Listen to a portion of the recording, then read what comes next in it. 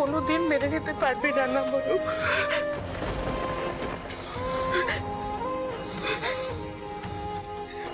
এই মেয়েটার মধ্যে তো কোনো খামতি নেই রে।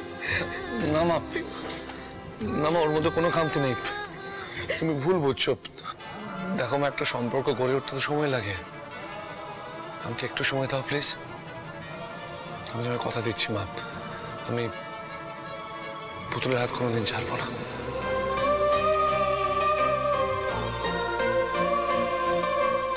এটুকু ভরসা তুমি আমার উপর রাখো। আর মা, আর একটা কথা, পুতুল আর আমার বিয়েটা তো মিথ্যে না, তাই না? তাই জামাই ষষ্ঠীতে আমার কোনো আপত্তি নেই।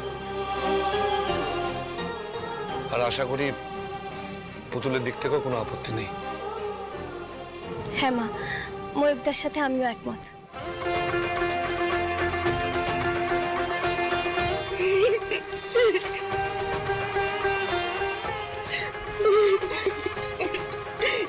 আমি যাই, আমি মাকে এক্ষুনি খবরটা দিয়ে আসি।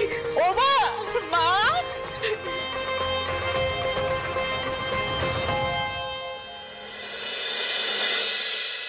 দেখো, জামাই ষষ্ঠীর অনুষ্ঠান মেয়ের বাড়িতেই হয়, কিন্তু পুতুলের বাবার যা অবস্থা, তাতে জামাই ষষ্ঠীর অনুষ্ঠান করতে বলা মানে ওদের উপর আবার বাড়তি একটা বোঝা চাপিয়ে দেয়া।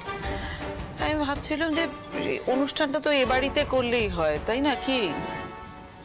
হ্যাঁ, আমাদের বাড়ির মেয়েগুলো এই বাড়িতে এসে জুটেছে। যেমন ময়ূকের কপাল খারাপ, তেমন মৈনাকেরও কপাল খারাপ। তত্ত্বপত্র তো দেওয়ার বেলায় নেই, জামাই ষষ্ঠী পালন করবে সে মূলটাও নেই। মেজ বৌমা, সবার সবকিছু করার ক্ষমতা থাকে না, কিন্তু তার জন্য পুতুলের বাবা মাকে তুমি অপমান করতে পারো না। ঠিক বলেছেন। আমার মনে হয় আমাদের বাড়িতেই জামাই ষষ্ঠীটা হওয়া উচিত। হ্যাঁ মাঠান, ভালো হবে খুব। তাহলে এক কাজ করো, চাপাকে বলো পুতুলের বাবাকে একবার খবর দিতেও যেন এসে আমার সঙ্গে দেখা করে। আমি চলে যেতাম, তো পায়ের অবস্থা তো ভালো নয়। ওই চাষা ভূষদের আমি কিছুতেই এই বাড়িতে ঢুকতে দেব না।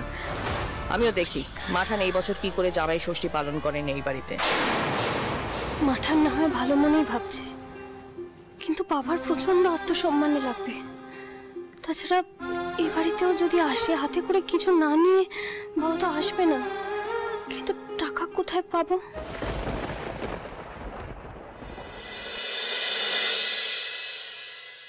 যেভাবে হোক কিছু টাকা জোগাড় করে বাবার হাতে দিতেই হবে। কিন্তু এতগুলো টাকা পাবোই বা কি করে? সিঁদুর টাকাই তো এখনো ফেরত দিতে পারিনি। শোনো না, বলছি কি আরেকবার একটু ভেবে দেখো। মানে এক জামাইকে ডাকছি, আরেক জামাইকে ডাকবো না, এটা ভালো দেখাবে না গো। যে মেয়ে তার বাবা মাকে, তার পরিবারকে অস্বীকার করে, তার স্বামী কোনোদিন আমাদের সম্মান করবে বলে ভেবেছে? হ্যাঁ, এতদিন ধরে তো মিতুলরা গ্রামে ফিরেছে, কই ওরা তো একবারও আমাদের সঙ্গে দেখা করতে আসেনি। না না মালতী, ওই তোমার চুরি বিক্রি করে যে টাকাটা পাওয়া যাবে তা দিয়ে শুধু ওই পুতুল আর ময়ূক বাবারই আপ্যায়ন হলে চল। হয়তো ঘোষদা এসে গেছে। ঘোষদা,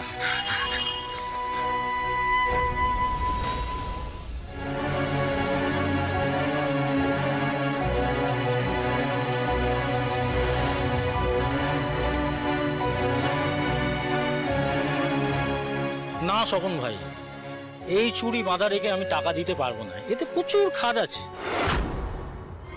ধরো।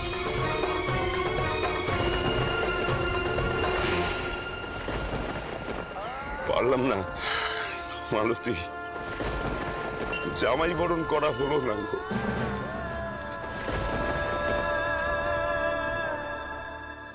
মা মঙ্গলচণ্ডী, বাবা মাঝে খুব কষ্ট পাচ্ছে, আমাকে একটা পথ দেখাও মা।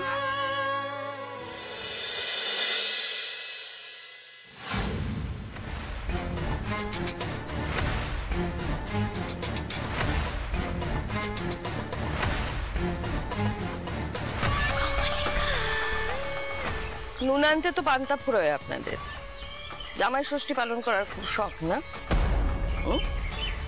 ও, এই জন্যই হয়তো দুই মেয়েকে শ্বশুর বাড়িতে পাঠিয়েছেন।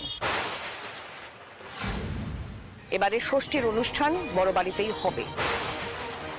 আপনারা দুজন ওখানে বা আপনাদের পরিবারের থেকে কেউ ওই বড় বাড়িতে পা দেবেন না, নচেত আপনাদের দুই মেয়ের জীবন আমি নরক করে দেব। আপনারা যদি নিজেদের মেয়ের মঙ্গল কামনা করেন তাহলে আমি যেভাবে বলছি সেভাবে চলুন। ষষ্ঠীর অনুষ্ঠানে আপনারা ওই বাড়িতে যাবেন না এবং নিজেদের বাড়িতে জামাই ষষ্ঠী পালনও করবেন না। চাপা যদি মাঠানের তরফ থেকে আপনাদেরকে নিমন্ত্রণ করতে আসে তাহলে কোনো একটা অজুহাতে ভাগিয়ে দেবেন। আমি যে আপনাদেরকে বারণ করেছি কাক পক্ষেও যেন টের না পায়, বড় বাড়ি যদি কেউ জানতে পারে তাহলে স্বপন খুব খারাপ হবে। আর আমি না এই হুমকিগুলো ফাঁকাতে দিই না, যেটা বলি সেটা করেও দেখাই।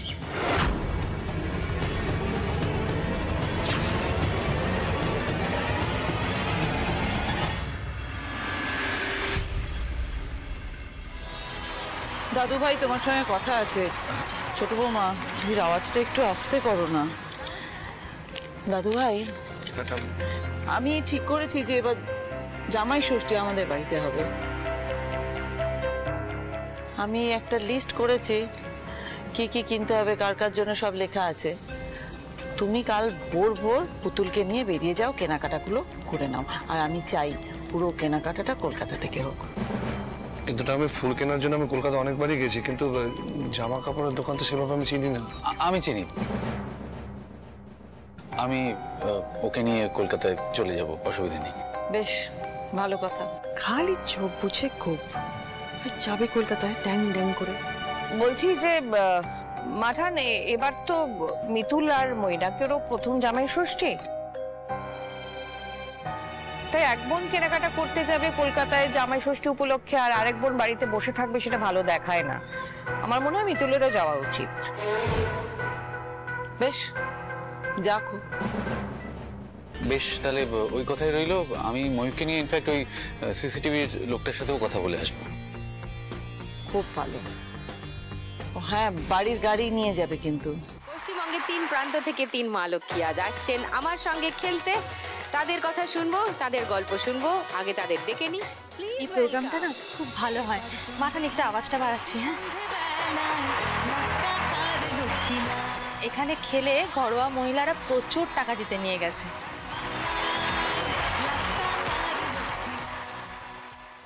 তাই তো এই লাখ টাকা